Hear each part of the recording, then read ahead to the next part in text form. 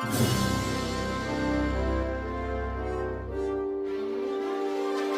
itu aku menggali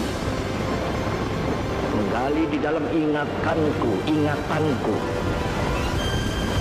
menggali di dalam ciptaku, menggali di dalam khayalku.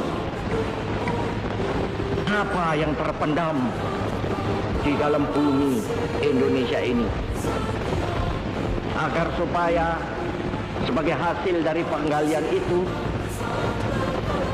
dapat dipakainya sebagai dasar daripada negara Indonesia merdeka yang akan datang. Sudah terbukti bahwa Pancasila yang saya gali dan saya persembahkan kepada rakyat Indonesia, bahwa Pancasila itu adalah benar-benar satu dasar yang dinamis, satu dasar yang benar-benar dapat menghimpun segenap tenaga rakyat Indonesia, satu dasar yang benar-benar bisa mempersatukan rakyat Indonesia itu untuk bukan saja mencetuskan revolusi, tetapi juga mengakhiri revolusi ini dengan hasil yang baik.